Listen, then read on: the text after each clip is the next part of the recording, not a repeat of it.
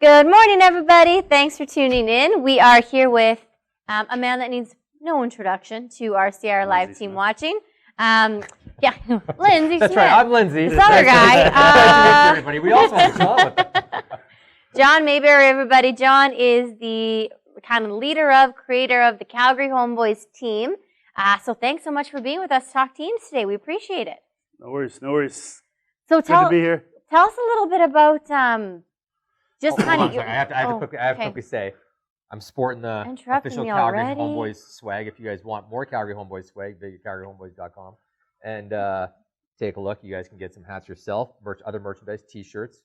We love Home Boys. Hoodies. The whole 9 yards. Whole 9 yards. I'm gonna set this here because I'm not cool enough to pull off a flat brim, a complete flat brim. So we're gonna set it right here for advertising purposes. Poor guy. You know what? You're really not cool enough for a hat brim, are you? For a flat brim, are you? It's not. I don't know why, because you are cool, but you're not that cool. I look a bit too much like Vanilla Ice. That's funny. He's cool in his day. Yeah, anyways, John, guys. thank you for being on the show, buddy. No worries. Thanks for having me. Appreciate it. Cool. Chatting about teams today. Please continue. That's it. You can ask the first question. John has ran a team for a long time. He's going to tell us a little bit about it in just a second here. Yeah. John, introduce yourself. Yes, so John Mayberry, the team leader of the Calgary Home Boys. We have been with CIR, I think we moved over originally in 2007, or I did, I should say. Yeah. Me and a partner at that time, we're the Calgary Home Boys actually, but then, we changed some things here and there and trial and error over years and years. And so now we have a really good, strong group of guys that we like to have fun, but we like to get down to business as well. So yeah. How many guys are on your team right now, quickly? 15 right now. 15. Wow. And what's so unique about this is, and I know we're actually not going to get into it, but you have such a cool team because so many of the teams are built 100% strictly on lead gen. It's like, that's all we do. You've also, and you have that component obviously, but you've also built a team around the culture and a group of guys like-minded. You have some standards. You've had some voluntarily turnover, where you've asked some people to move on. And but you guys have done a great job of building a team based off culture, not just people that anybody that's willing to follow up with an internet lead. So kudos to that, because that speaks to the leadership of that. And again, it's also the guys. I mean, you said it. Like for us, I think our main focus has been and will always be culture. So for us, that's kind of the main component. Everything else can be taught. For us, you work with your team every day, day in, day out. So we wanted it to be people that you want to hang around, right? So that's right. Everyone that I've met on the Home Boys too has been that kind of thing. Every time they come up to me, I'm trying to do the secret handshake. Oh boy, I'm still trying to learn it. That's how it ends. Yeah. No, we like to have fun. I mean, it's been one of the things is we do something fun every month, or try to every month at least. It's good for team morale. It's good for getting out and bonding with each other. We normally do it with one of our vendors, so that creates a whole other level of bonding and learning and everything at the same time. But nice. That's awesome. Yeah. So let's talk about real estate teams in general. For everybody tuning in today, the theme of this meeting is there's a lot of real estate teams out there. There's real estate partnerships. You might be thinking of creating a team one day. You might be thinking of joining a team one day. But there's really nowhere where somebody just has their team models very transparently laid out. It's kind of a weird thing to think about what it's going to look like for you. So you've been in the business long enough that we're just going to talk teams in general, and kind of what's out there, what people are looking for, some red flags. But in your experience, what are some common themes people run for teams? Or models. Team leads, models. Team models, yeah. I mean, I know enough about some of them out there just because, but mainly I know about ours. So I for us, there is no secrets. So for me, our team is, if you're on the team, it's 60-40. So splits is what everyone cares about always. It becomes one of the big things. I know most teams are 50-50. I think most teams are 50-50. I think some of them actually handle all the listing side, and the team leader takes 60 Yeah, or 65 even. The listings Yep. and that kind of thing. For me, we tried a bunch of different stuff out. I found that 60-40, 40 to myself, 60 to the agent, was fair. And it also, just flat across the board, I don't have to worry about, did they do a deal with this lead or was it their own? And that whole type of thing. So for us, it's flat across 60-40. So on all business they do. That's what you mean, flat on across all the board. business, Yep. yeah. So I mean, for us, if you're buying a house like you guys are, Of course. yourselves, if you're doing yourselves, or if you your immediate family, stuff like that. I mean, Of course. I think that's one of the reasons we've been successful is I'm fair. Like I think so. Yeah. The boys might not agree. No, I Put agree. your thing in the chat. Put your thoughts in the chat right now about Put how. the chat on the right. Yeah, that's right. No, so like I think that's so trust tree. Like we're talking here, we had a round table a long time ago with teams. You guys remember this? Many moons ago. There were teams there that all they were worried about was agents that left their team and chasing them, and none of those people are here anymore. But like that's what the focus. So I think the problem with a lot of team leaders is it's an ego thing. I think there's, I mean the ego of the name, whatever. That's your own decision. I get that side of it, but like I tell the boys, we shake hands. Steve and them made me do a contract. We never even actually used to do contracts, but they said you guys need to do some kind of contract, which makes sense to protect everybody. I think it probably more favors the agent on our team, but like so that was the big thing is I don't care. Like the guys that have been on the team and left, we're still friends, or we still talk, I should say. Go have a beer with, and that's the way it should be. Like it's business. Anybody who joins a team, you guys are talking about team. I think a lot of people use it as a stepping stone for their career, or they're having a problem drumming up business, so they need business, so join a team. I don't think you should use it as like, join and leave, but of course. But to build your career, to start. Even for myself, when I first got into real estate, I actually sat down with Lin T. Wong, and back then was Gord Fowler, was just moving in another guy, and I kind of interviewed them all, and that was my original plan. Things happened, won't get into it, but I decided not to. But I always said if I moved away, like for me, if I was to go somewhere else, 100% I would find a successful team, join it. So you just don't have to deal with all the hassle, right? Of like, Yeah. So Sorry, can I expand on that question? When you just said, because you don't have to deal with all the hassle, so and this is kind of in general speaking, so you can kind of speak to your team, but just in general as well, what things typically does a team take care of for an agent? Typically. So to remove hassle. Marketing side is the biggest thing, I think. I mean, prospecting for business should be. This is, again, typical. I don't know what the typical is. For us, we handle... That's typical, for sure. We handle the... like for us, personally, I'll take care of business cards, things like that. They still are responsible for their CIR fees and their CREB fees and that kind of stuff. Yeah. We handle the lock boxes for sale signs, business cards. We do a lot of training. So Matthias, as you guys know, Matthias Lonhart, he's been huge for us. Like we've always looked for a manager, and I've kind of toyed at the different ideas over years. And Matthias actually is our manager right now, and became our manager, and has just freed up a lot of time for me. Nice. He meets with the boys once a month, and he has a thing to go over, and so there's a lot of stuff that happens behind the scenes with our team. We actually chat all day long. Like I was just sitting there sending messages on our WhatsApp chat. We talk. We have message boards with our vendors. So there's stuff going on. It's kind of like the CIR agent page. Yeah. Also kind of like the Quick Connect, everything all in one, and we just talk. And I think it's really cool because you might have a question for one of our lawyers. One of the agents asks, and then everyone learns from it because we all see it. Cool. So there's lots of little things like that. So there's a lot of training. So outside just brokerage training, the team provides quite a bit of internal training through the stuff you do once a month, through those chat groups. I think pre-CIR, for us, the training and the things, and like real estate's lonely. Real Real estate's very lonely. Totally. I think that's another reason. That's a huge reason why some people camaraderie decide to, and things like that.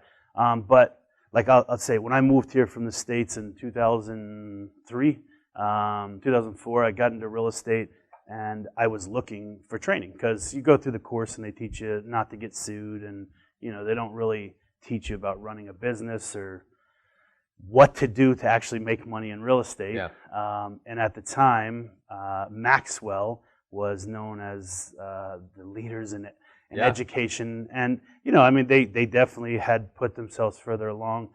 Compared to what you guys do now today, it's a laughing joke because there was nothing. I think we had a couple days in a broom closet in the South where I learned to measure a room and went over your sphere of influence. All jokes aside, like there wasn't a lot of education. Here now, you guys have a lot of it. So if you're unsure about joining a team, CIR can like almost take care of the team aspect somewhat for a lot of the stuff. If that makes sense. Yeah, no, for totally. sure. Totally. Take a little bit of the loneliness away. Yeah. And that's what we find in all the collaboration groups, the huddles, things like that. But then the lead gen side, you still need to be out there implementing on the lead gen and side. the prospecting is hard. Yeah, a lot of people struggle with that. It's the number one thing that people struggle with in real estate is lead gen.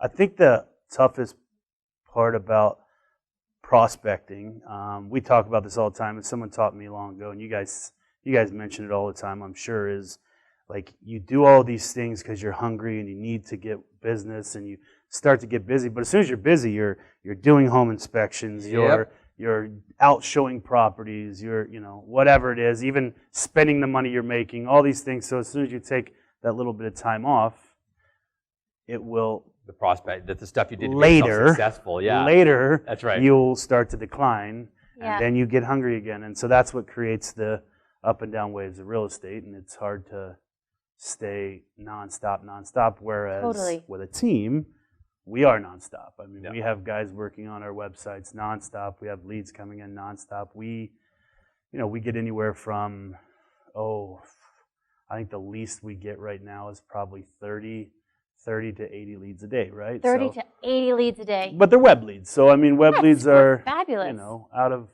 Out of 100 web leads, a huge chunk of them are bad numbers and just looking and things like that. So it's a brutal world for sure. Anybody that tells you different is lying. Yeah, totally. But if you do the right things and you have the proper systems in place, we have all of the stuff, the follow-ups, everything to make those conversions as high as they can be. That's awesome.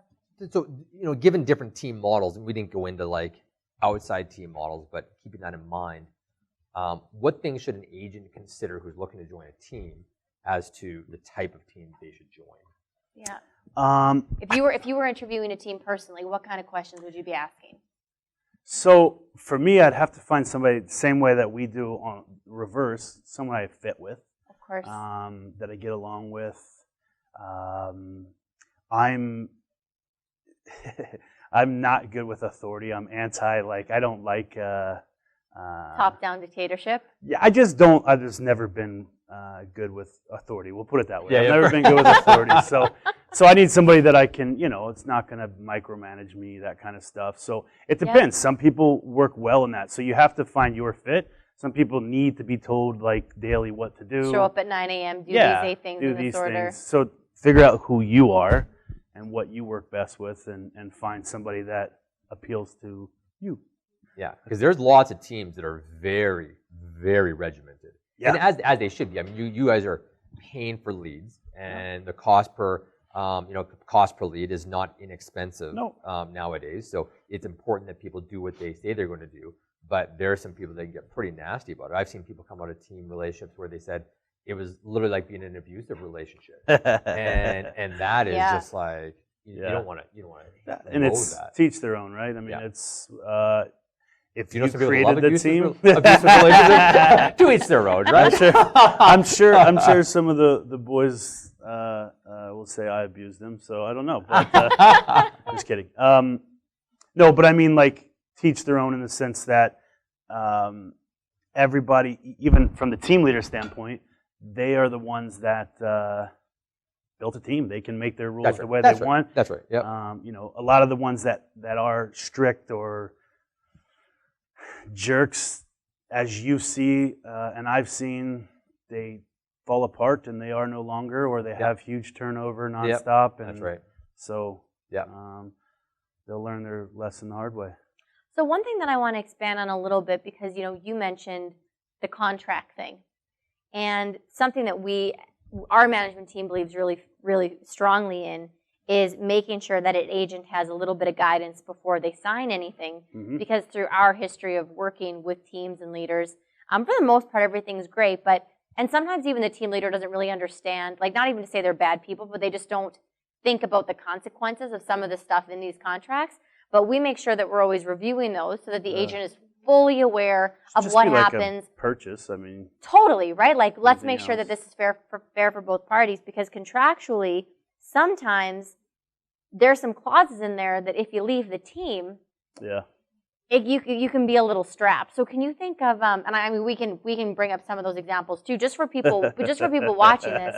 But can you think of a few things if a agent were to read a contract themselves? To say, here are some things you should just be making sure that if you were to exit the team, I think you're the going to be biggest okay. things are what happens with the commissions once you leave, the ones that are sitting in the kitty. That's right. Yeah. What happens with the leads? I mean, if you've been with somebody for years, you're building a database. You know how important a database is. That's the whole reason we're all in, to build a database. Yeah. And so what happens with that database? And, for us personally, like, they take it, right? They go. That's amazing. That is one of the biggest That's trends. amazing. Oh, hey. Oh, Just going to pause for 2 technical seconds, everyone. difficulties. Technical difficulties. Be right back.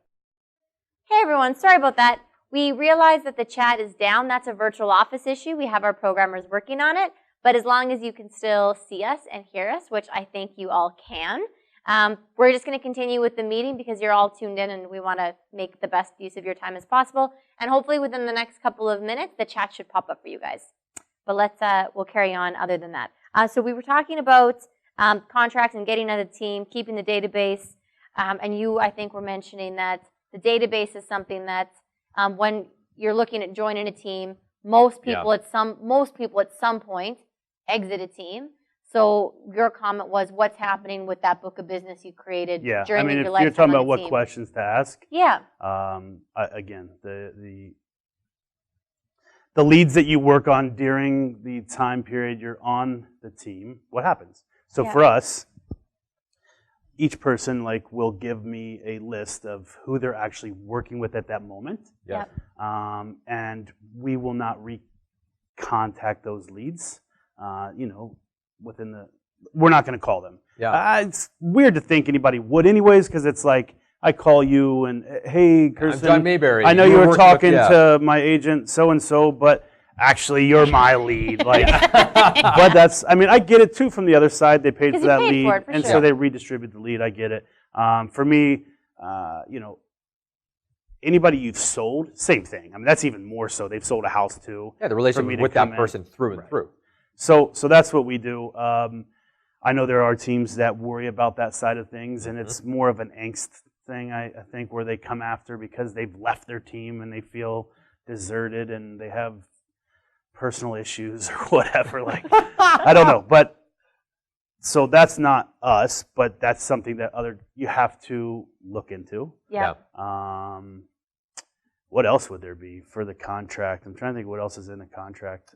We've seen penalties when people leave. Yeah. Penalty fees when people leave. For the deals, and that's what I said first. What happens with the deals that are setting there, or if there's just a penalty in general? We've seen non-compete clauses where it's like you can't use any of the vendors you used previously in the future. Yeah. A lot of them do with the web world. I think a lot of them think there's some if you want to get a website, go get a website. They're not fun. You guys know. Yeah, good luck. They're not fun. Pay the monthly fees we pay. That's right. Yeah, it's very expensive and it's brutal, and it's a brutal world. I think if you're thinking of starting a team, go talk to a bunch of team leaders, and it's you start a team in the beginning because you think I'm going to go on vacation a lot and people are going to make money for me, and it's just Beautiful fake dream. I want to jump down a little bit because you brought it up, so let's continue on with this for a second.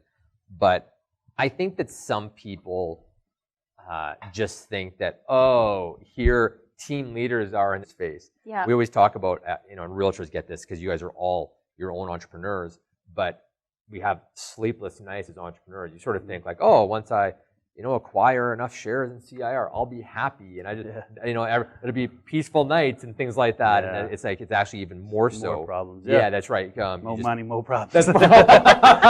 No, it's true though, because what happens is for a team, like, when I'm an agent by myself, if I don't make money, I don't make money. Like, I mean, of course, I have to worry about my daughters and my wife and my family. But now we have to worry about, in my case, 15 guys. Like, are they making money? Are they providing for their families? Are they doing, the presents? So you have a lot of responsibilities. And then we joked about the money. The money is crazy because the vendors we pay, they don't care. Or things you never even think about. Like, for me, most of my vendors are American. And so the conversion for the last so many years is crazy. Yeah. So, one of my vendors is $900 a month, and every time it's $1,300, and it's just like that happens every month for all the vendors, and it's just it's expensive, it's time consuming. As an entrepreneur, the end goal is to get to that point where you've built something for so long that you can kind of. I don't think there'll ever be a time where you're just coasting, relaxing, but but you almost have to sort of sell out of it at that point. Yeah. But there's always that piece of involvement, and I love what you're doing with Matthias, because that structure, and whether it's Matthias or not, or that structure about having somebody else that is you're able to leverage activities through, and as a result, he's leveraging activities through, and your vendors are helping leverage, and we see that. I mean, every normal businesses, and that's where we see the team world transition into normal businesses. Real estate doesn't always do that, but it's like you look at 7-Eleven, and 7-Eleven has like an owner, a manager, staff, and CIR has structures and stuff, and you need that because you need leverage. You need to be able to have different tasks taken over by different people. So it's really smart what you're doing. And also the fact that it's not John Mayberry's Home Boys, right? Like it's because that limits where you are always going to be the face of it. Actually, let's talk about that for a second, because just as far as people considering teams or partnerships or building brands in general, what was your theory? And I even know on all the top producer stuff, you're like, I don't want it to be me. Like, that's very... We were at I think we were at a hotel, Redman, if you guys remember Redman website. Redman Technologies, The owner at the time, Wayne Heine, awesome guy. Wayne Heine, me, and my old business partner were sitting in a room, and we were talking about names. This is just me and him, and we were actually just looking for a website name and kind of something to go. And the conversation basically went with what you just said, which is saleability. So if you ever did want to get out of the business, funny, right after that, Gord Fowler sold his business, and I had heard, that. Anyways, it's hard to take a person's name, and run with their business because everyone wants to know where that person is. So I think that's one reason is when you go to sell something, it's hard to sell John Mayberry to Lindsay Smith. I mean, if you know John Mayberry, it's very easy to sell John Mayberry. But if you don't know him, I'm very salesy. Yeah, or you could sell the name, right? So that was our original reasoning. Was kind of like, in the long run, maybe we could sell this one day, whatever. It was just kind of. But then what happened was, for that same thought process, is in my world, it's web leads. So the people coming to the website, if it's John Mayberry, and I go to a listing appointment, or I go out with new buyers for the first time, or and I'm not John Mayberry, they want to know why.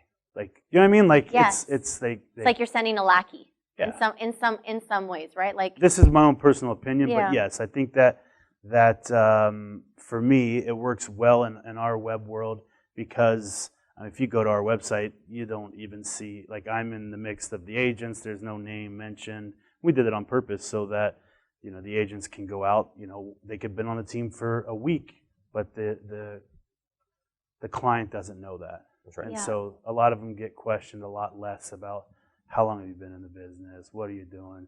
And they can use we a lot. So we are the number one team at CIR Realty. We have sold 200 homes this year, those kind of things. Like they can say that stuff. And I can tell too that you've created a brand, and this is for people, again, thinking of ever doing a partnership or a team out there, that because there's not a name on it, all the guys on your team own that brand and feel it. Yeah. Right? Like it's not like this is someone else's and someone else's face is on that. Like for them, they wear that hat and it's like, this is just as much me as it is anybody else. Yeah. And I think you take a lot of personal pride on the team that you belong to when you can feel that sense of ownership on a brand. Yeah. Which is cool. I think a lot of it's just happened. Like we never really meant to do too much of it. Like I said, the certain things we kind of set up that way to make it easier for. Yeah. But a lot of it's just happened from hiring the right people. Again, like the guys we have, they're all awesome guys. Like every one of them, if you don't know them, they're good guys. They're good guys. True. Like they're literally good guys, and you just, for me, you have a beer with them, whatever, and shoot the shit. Just shoot the beep. I think we're okay. Podcast, you're allowed to do that. Oh, podcast. Totally. So yeah. Well, no. No, for real though, it's just it's good guys, and you because of the good group. CIR has the same thing. It has a really good group.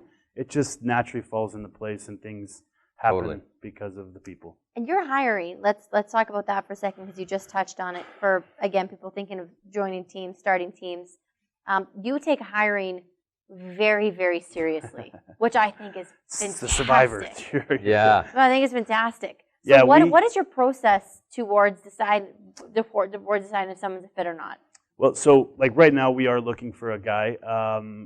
You are right now for your team? Boys? For the boys, we're looking for one guy. Because for us, we're always going to have 10 agents. That was kind of our number. Not too many, not too less. 10 guys on the team.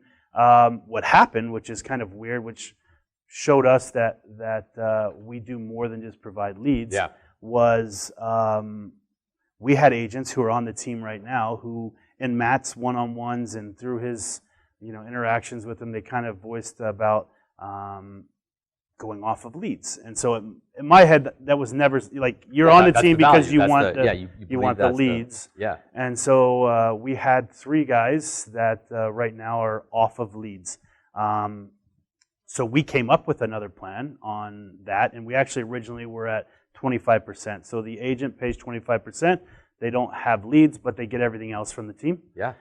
We actually, me and Matt, I'll give credit to Matt. Matt actually we sat down and talked about it, and we felt like 25 was a little too much, so we actually lowered it to 20%. So we have guys on the team right now that aren't on leads, and then me and Matt also do not take leads. So everyone has their own right on what they do. For me personally, just like you guys have managers that don't sell, I feel if you're going to join a team, you want to find somebody who's not taking leads. Again, everyone has their own right, and I understand why they do it. But I know of teams in Calgary that cherry pick and send the crap to the other agents. And for us, it could be a $100,000 condo that the person's interested in, or a $10 million house. And there is no filtering. It goes directly to the agent. And your team members, they do listings as well? Yeah, they all do. And they all do it themselves. So they, on the signs, their name, not my name. We started putting mine on Matrix because we wanted it to, it's basically for the systems. Krebs won't allow me to set up, to be notified when you list a property. Only myself. And so for our crew of guys in Chicago and Vancouver and places that are working on our web stuff and other things, when they hit enter on it, if my name's number 2 agent, which is what we started doing, then it goes through the system and it's fail-proof, right? So until Krebs lets us do it the other way, that part. But as far as if you're on my team and you list a property, it's Lindsay Smith, you handle everything. I don't want nothing to do with it. So that's all, because there's a lot of teams that don't do that either. That one a certain listing crew takes all the leads, and Yeah. and you get sort of this mentality where it's like, ooh, I'm a listing realtor, so I'm better than you because you're a buying realtor. And that was so funny to me. I'm just like, what are you talking about? Like, people are hiring you as a realtor. You don't graduate to become a listing realtor. Yeah. God, some people step in their first day in the business, someone calls up and says, hey, can you come and sell my home? Well, and there was teams that I just sold them a house and now it's listing, so they get passed to someone else. And that's right. awkward in anyway. Like, you just built a relationship with somebody. That completely. Is it green again? Okay, keep going. Good. Yeah, all Sorry. good, all Sorry, good. John, Watching an internet feed here is quite funny. Sorry, John. Start back at that. So you were just saying, because it might have cut out, that there's some teams where the listing agent has to pass on. Say that again. Well, I know of some teams that they had to, I don't, okay. So I'm working with leads that the team just provided. I go out, I show them a bunch of houses, 30 houses, and they buy one of them and it's done. And now they want to list their house immediately afterwards. I had to hand them over to the listing agent of the team. And so that's just, in my own opinion, that's super weird. The relationship with you. Sorry, I'm grabbing the mic. Oh, good. Yeah. Okay. I was like, that's why we keep cutting out. That's right. But because that's right, because the relationship is with you, so the continuity of that relationship. And I'm not going to fault any models. Like, I'm just saying you got to have the right. Everybody has. Well, we used to do ISA. If you guys are familiar with ISA, Yeah. we had a girl at the Northwest office who. That's an inside sales agent. Inside sales. A telemarketer. Yes, who basically it's a glorified telemarketer who's calling all the leads and for the agent, it's a great thing because they don't have to. You know, the harsh part of web leads is calling and calling and calling and getting. You know, we've got guys on our teams that are doing 600 dials in a month, right? And that's a lot, right? Yeah.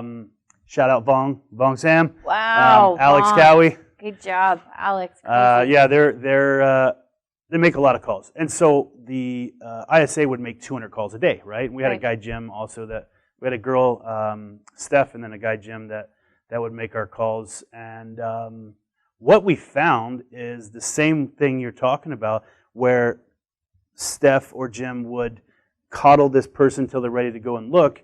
That person a lot of times would ask where Jim and Steph were. Yeah. Could they take them out? Because that's their person now. Yeah, so they built this relationship with our ISA who doesn't sell houses, and then there was just this huge gap. And so, yes, it was more, it was easier, it was less work for the agent to make the calls, but it was less conversion and a weird feeling. Even for the agent, it kind of felt weird too. It's like, here's Bob and Sue, they're ready to buy, and you know, so like you've been passed off in a timeshare presentation. Kind of. So actually, the team the team were the ones that came to me, and we came up with this idea of getting rid of the ISA, which I was happy about because it cost. It brought the cost down. But same thing I think would happen if you had that structure where you had this is this person and this. I mean, I get the philosophy of it. Yeah. I think I wouldn't say BC or something where you had to decide if you're going to be a listing agent or a buying agent. They have where you have to use somebody totally outside. Like, you can't even be connected. They can't be on the same team at all, which so, is crazy. Yeah, you cannot double end properties even within the team. Yeah. So BC is totally different. Yeah. But, you know, one of the things that I think that you're a philosophy that I don't know if you know that you're doing this or not, but as someone listening to it, between when somebody leaves the team, they get the client. You know, the way not having the ISA so the relationship works. You know, if you're the buyer's agent and someone wants to list your house, at the end of the day, all of that definitely makes the most sense for the client. Yeah. Which I really like, right? Well, that's the whole point of it. The is for the whole point of client. real estate is for the client. And there's some rules where, I mean, I get it. Like, being a team lead, like, it is expensive. There's a lot of investment. You definitely have to manage your costs. You have to make sure no one's taking advantage of the system. But as far as making sure that what's in the best interest of the client is happening, a lot of your systems really make sure that experience is solid. It's like for threshold rights. Yeah. I mean, when I first started, threshold rights, we'd fight over. Yeah, absolutely. I showed it to them first. I did more work for the client than you did. Yeah. How could you tell the client who they have to use because of some rule that we have? Like, it doesn't exist. Yeah. So it's the same thing with leads. I mean, it's the public. We're serving the public, so they can choose whoever they want. And 9 times out of 10, they're going to choose the person they built a relationship with. So why am I going to create conflict? I mean, I always say it, and I really believe life's too short for drama and fighting and too many. In real estate, we all like CIR agent page. We all joke around all day long about just the drama that happens. The drama. Real estate has so much drama. There's been so many times. So much drama that post gets put up, and John will text us or something like that, and be like, I don't envy you guys, because I know the drama side of it, and it's just like, I don't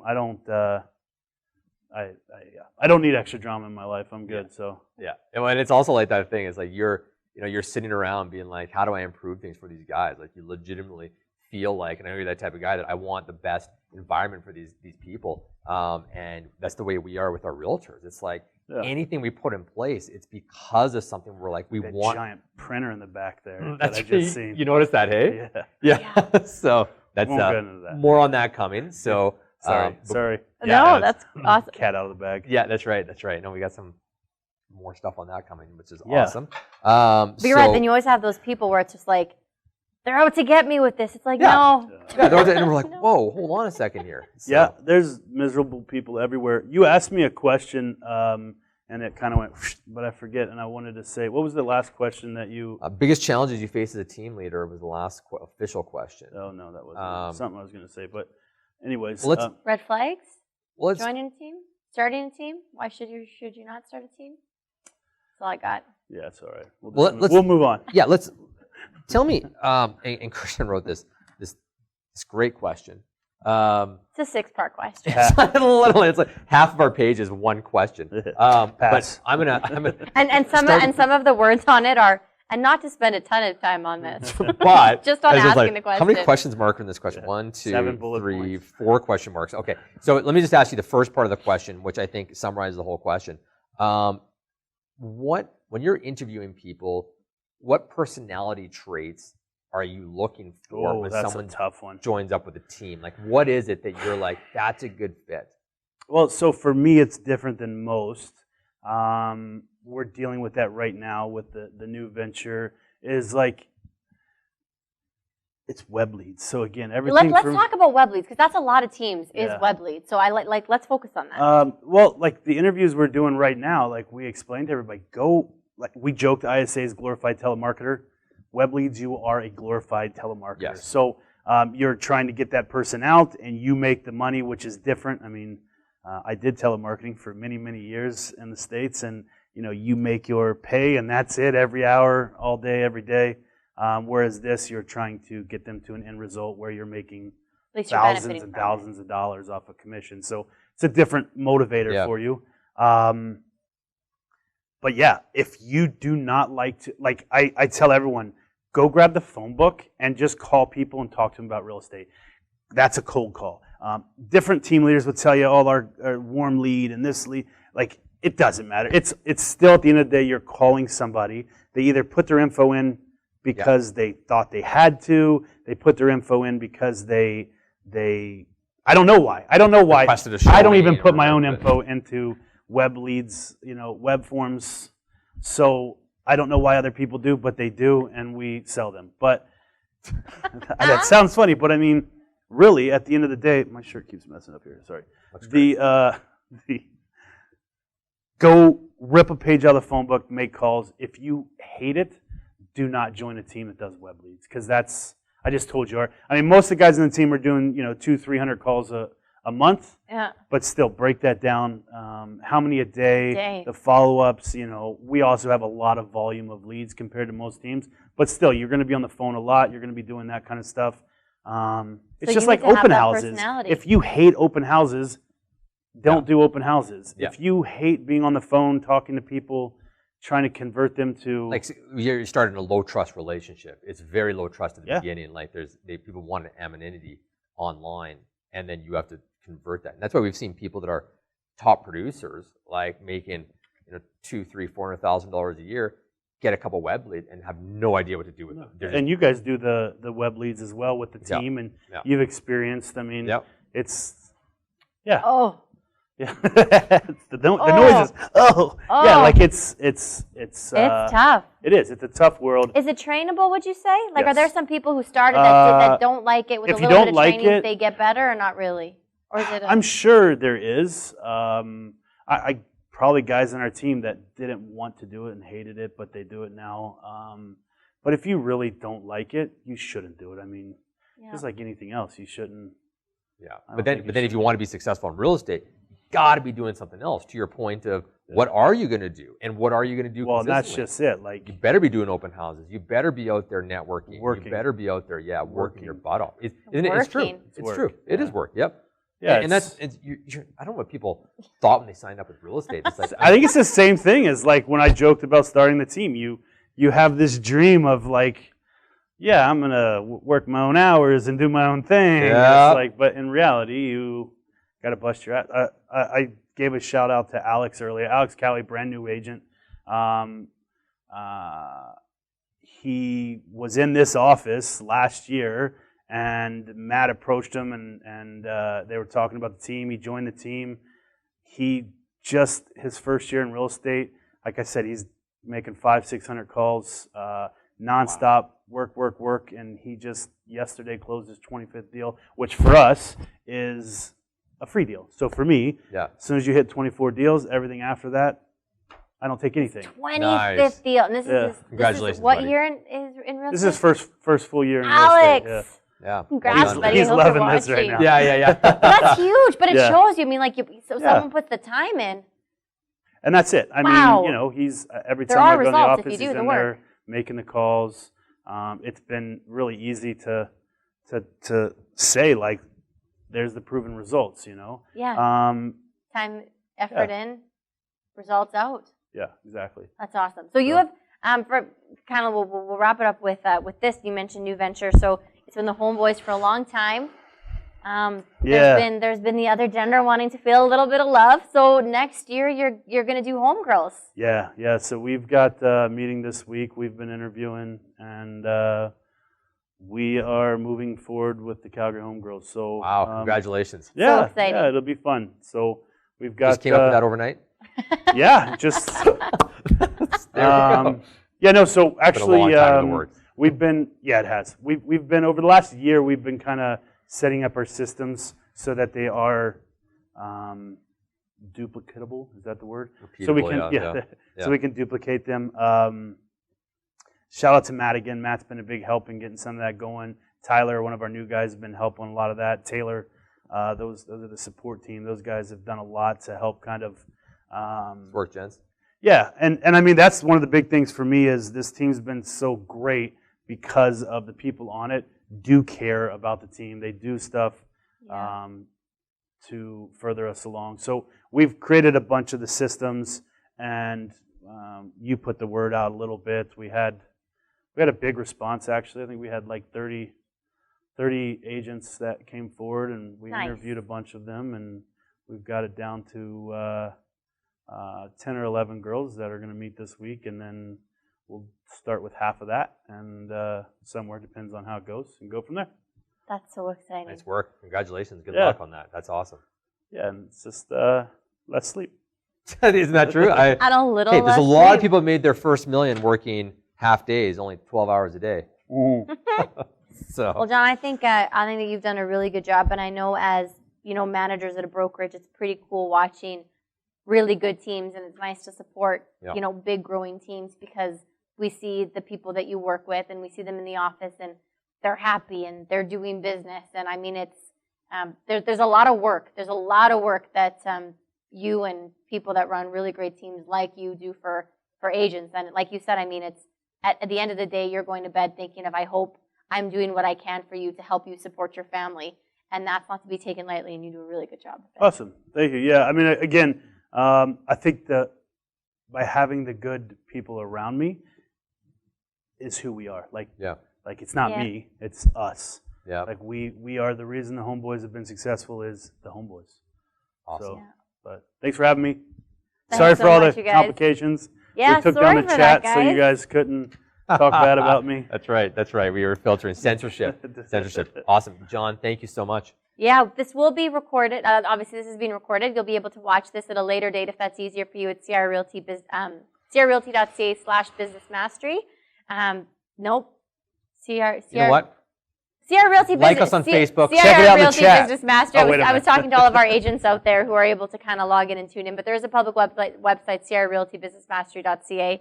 And this will be a podcast too if you want to listen to this in your car. On any major podcast site that we have, you guys can just download the audio and listen to it. So if in the future you're thinking of joining a team or starting a team and this rings a bell to you, you can come back and get some insights from John.